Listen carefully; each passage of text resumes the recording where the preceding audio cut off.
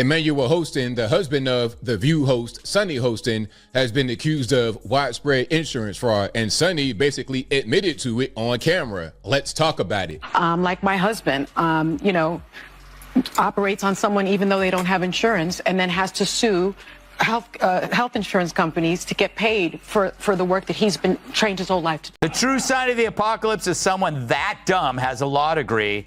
So that makes Sunny Hostin, who thinks climate change caused the solar eclipse, the dumbest of them all. Sunny Hostin just got pulled into a massive legal storm. And who's enjoying every second of it? Greg Gutfeld and Timpf. The two Fox News hosts turned the entire situation into a full-blown comedy roast that's spreading fast online. With her husband now facing shocking $450 million fraud allegations, the internet wasted no time reacting.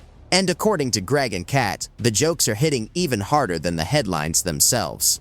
Stay tuned, because what they said next could completely change how you look at this controversy. Nah, you look tantalizing. You know, I make fun of The View a lot, but that's only because they keep talking. Because COVID also taught Sunny Hostin how to get her groceries delivered. 3 years, that's when I discovered Instacart, and I give them a big tip because they don't always pay their people well, and it's so that's been an issue, I think, for the company. But man, you can get toiletries, you can get fire logs. Fire logs? She had to tell the audience that she tips big because even she knows she sounds insufferable. Dr. Emmanuel Manny Hostin, an orthopedic surgeon and husband of The View co-host Sunny Hostin, is accused in December lawsuit fraudulently billing insurance. By the way, this is a Daily Caller story I'm reading. The lawsuit alleges Hostin knowingly provided fraudulent medical and other healthcare services in exchange for kickbacks and or compensation, and names him among nearly 200 defendants in one of New York's largest RICO cases. Wow. Dr. Emmanuel Hostin, the orthopedic surgeon married to Sunny Hostin, is now caught in a massive legal battle. A lawsuit filed in December accuses him of taking part in a scheme that allegedly defrauded the healthcare system. According to reports, he's accused of submitting questionable medical claims and accepting illegal kickbacks. And he's not alone. Nearly 200 people have reportedly been named in what's becoming one of the largest RICO cases New York has seen in years. Meanwhile, Sunny was still on television delivering her usual lectures about fairness, ethics, and accountability. But while she was busy criticizing everyone else, the headlines suddenly turned toward her own household. The timing couldn't have been more dramatic. Critics online immediately pointed out the irony, with some comparing the scale of the allegations to one of the biggest fraud scandals in modern history. I just want to hit myself in the face so I can feel something. You know, it's like so boring. He's like, yeah, I like Instacart, but don't worry, I tip the poors. But, you know, Joy, you actually don't like Instacart, and you do like the store. And then Joy is like, yeah, I do. I like to go to the store. I like to walk around and see what's at the store, what I do want, what I don't want. Maybe I want tuna fish, and I just want to hit myself in the... And that's when Greg and Kat jumped straight into the chaos. Gutfeld looked like he was having the time of his life, throwing out joke after joke as the controversy exploded online. To him, the hypocrisy was simply too good to ignore. This wasn't just political commentary anymore. It turned into a full-on comedy roast. Timpf wasted no time either. The moment the scandal hit the headlines, she reacted like someone who had been waiting forever for this kind of story to land. The sarcasm, the laughter, and the non-stop punches kept coming as the internet watched the drama unfold in real time. It's about The View. It's become like a medical hospital that displays human misfailure. Like it's like here, let's look at this political oddity. You know, it's like it really is like the left-wing equivalent of a carnival sideshow, except instead of bearded ladies and fat clowns and two-headed cows.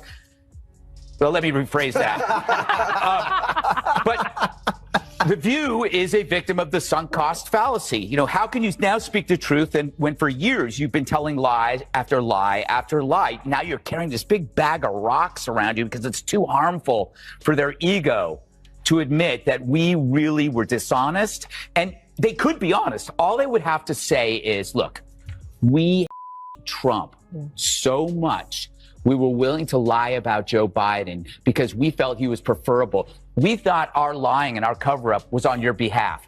Just say that. You're still scum, but at least you're an honest scum. To Kat, this didn't even feel like shocking news anymore. It felt inevitable. She watched Sunny's polished image and moral lectures start falling apart as the scandal pulled more attention toward her personal life. In Kat's eyes, the entire situation exposed a huge contradiction that critics online couldn't stop talking about.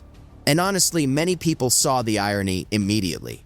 For years, The View has built its brand around lecturing others about ethics, accountability, and integrity.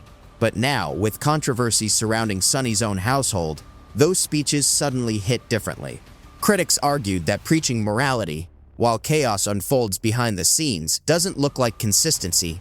It looks like a storyline nobody can keep straight anymore. The witch's coven finally shows me some lovin'.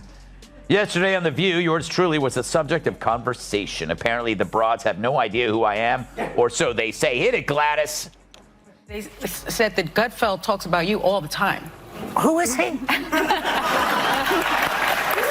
is he? I don't watch the show. He has a show. I don't watch the never show. heard of him. Yeah. I guess he's just obsessed with me. No. Next, Joy's going to say she's never heard of carbs. Seriously, her denial of knowing me is as believable as her red hair. But obsession? I mean, come on, Joy. Where would you even get that idea? Like Joy Behar's face, it's looking worse and worse by the day. More full of crap than Joy Behar after a night of scotch and Taco Bell. Her being named Joy is like me being named ugly. Joy wasn't there on the show. Apparently Mondays are her days off when she feeds in the pasture. It now smells like a humid day inside Joy Behar's moo-moo. The whole situation started playing out like a television drama, except this time the plot twists were writing themselves. Greg Gutfeld leaned fully into the chaos, joking that Sunny should start a new segment called Allegedly Yours, where she delivers moral lectures while trying to avoid legal headlines at the same time. Kat Timpf piled on with her own sarcastic reaction, joking that the controversy had finally given The View something people actually wanted to watch. But for Greg and Kat, this wasn't just about mocking the scandal itself. They were taking aim at the image the show has spent years building, a stage where the hosts often present themselves as the ultimate authority on right and wrong. According to critics, that image suddenly looked a lot weaker once the spotlight turned inward. The entire thing felt like watching a carefully built platform collapse under the pressure of its own contradictions. All right, Kat, did you ever see such a group? It's amazing how Joy and Whoopi became the smart ones. For me, the most shocking thing about the conversation was how truly boring it was. They're like, well, the cicadas, they're cicadas. Okay, but it was like every 100 years. No, it's every 17 years. Do you know how many Emmys this show has? 31. 31 Emmys. This show has 31. I mean, I'd hate to see the conversations that don't make headlines. Suddenly, Sunny's image of moral superiority started falling apart fast, like a talk show panel trying to explain the economy without knowing the basics. Greg Gutfeld walked through the controversy with total confidence, tossing out sarcastic jokes like someone enjoying every second of the chaos. Kat, meanwhile, looked absolutely thrilled, clearly loving the collapse of all the moral lecturing and self-righteous speeches. She even mocked The View's over-the-top courtroom-style debates, joking that the show might as well rebrand itself into something like Financial Scandals and Finger-Wagging, where lectures about ethics come packaged with non-stop hypocrisy and television drama. Sausage maker Johnsonville is recalling more than 42,000 pounds of pork sausage for possible contamination with plastic fibers.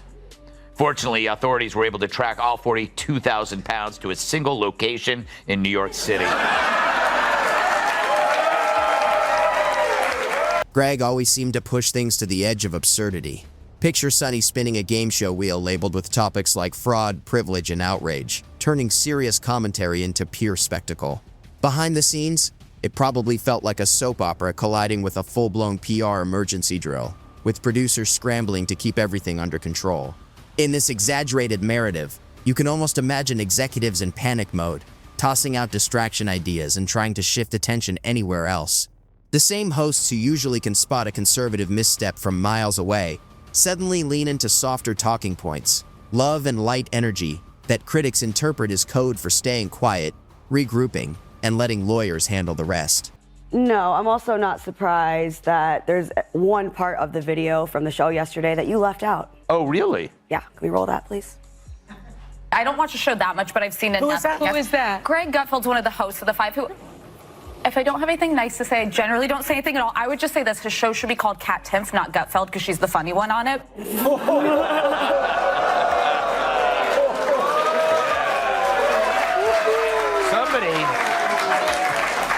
Somebody's flirting with little cat over here. Well, she's the Republican one at the table, but I just think as a libertarian, I'm always looking to find common ground with other people because nobody really shares my politics. So I find some common ground in The View where she thinks I'm funny and I agree. There you go. This wasn't framed as just a personal scandal. It was portrayed as a wider media moment, shaking confidence in a culture often criticized for smugness and moral posturing. Greg Gutfeld and Kat Timpf leaned heavily into sarcasm, amplifying the irony at every turn. In this telling, when a show built around virtue signaling faces allegations tied to real-world consequences, critics argue it risks more than embarrassment. It loses the authority it claims to stand on. Gutfeld's commentary wasn't just mockery, it was presented as pointed satire, aimed at highlighting how quickly polished moral messaging can unravel when it collides with uncomfortable facts and accountability. People have to wonder, where does Sunny Hostin get her opinions? Yeah. Like you said, and it's obviously from her husband. She has to tell her what to say on The View, because without it, she's got nothing up there. She's not very bright. But the problem with her is that she went full racist.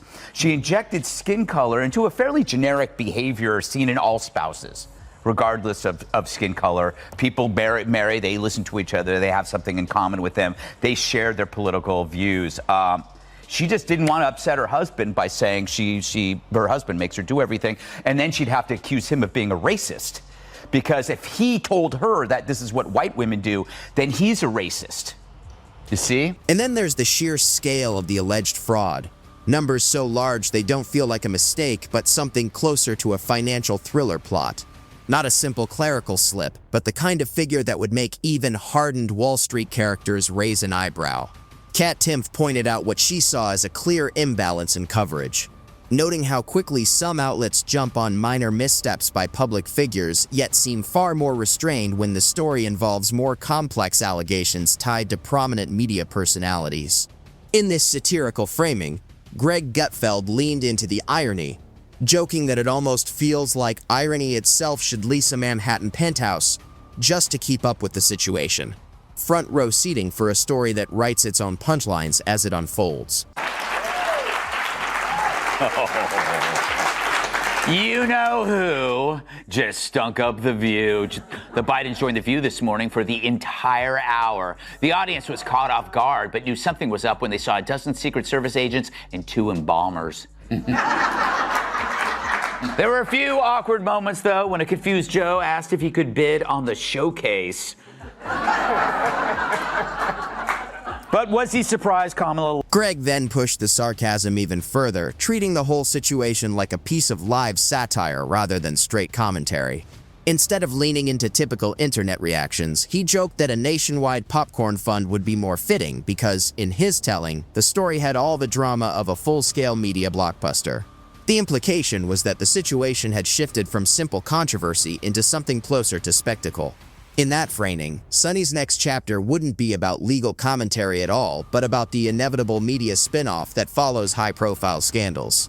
Rather than straightforward hypocrisy, Greg's satire painted it as something heavily processed, fully developed, carefully presented, and now being consumed in real time.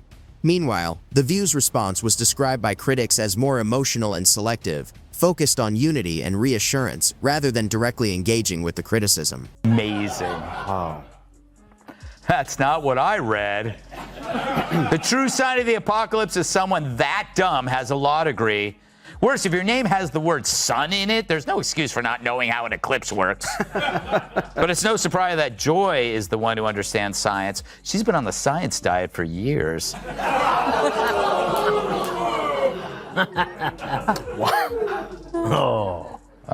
They're turning on me. So that makes Sunny Hostin, who thinks climate change caused the solar eclipse, the dumbest of them all. Because everyone knows the moon caused the eclipse, which is controlled by The View's gravitational pull. Kat Timpf didn't let the moment pass quietly either. She joked that in another version of events, the discussion might conveniently skip over the serious allegations and pivot back to something lighter, like Fashion Week commentary or celebrity gossip. She even quipped that the show could be renamed The Skew, reflecting what critics see as the rapid shift from hard questions to softer framing depending on who is in the spotlight. Greg Gutfeld took the satire further, imagining what the reaction would look like if he were even loosely connected to a case of that magnitude, suggesting the response would be immediate, loud, and relentless before anyone could even finish their morning coffee. In that exaggerated contrast, what they were pointing to wasn't just disagreement, but what they described as a noticeable difference in how similar stories are treated depending on who is involved. Kat, how many co-hosts has The View had since it first started? I've lost count. I don't know any of these people. No, that's because they don't stick around long enough. There have been 17 since 1997. That's a lot. That's because they're women. Oh, really? Their hormones, they're changing their minds. I don't want to work here. Yes, I do. That's why. Women are always changing jobs every day. Wow, I just quit. Direct a mail to Catherine Timpf. Not me. I disavow everything she just said. And The View kept carrying on as if the noise would eventually fade, but the story didn't seem to be disappearing. With Greg Gutfeld and Kat Timpf amplifying every angle on air, the discussion only kept gaining traction. In this framing, the larger point being made isn't just about a single lawsuit. It's about how different standards are applied depending on who is under scrutiny, and how public accountability is often shaped by influence, branding, and media loyalty. While one side is portrayed as managing the situation through careful PR messaging, critics argue the public conversation has already moved into a different space entirely. Greg and Kat, meanwhile, treated the whole saga as sharp-edged satire mixed with commentary, turning headlines into punchlines while still circling back to the underlying controversy. And in that ongoing back and forth, the story continues to stay in the spotlight, along with the reactions, debates, and jokes it keeps generating.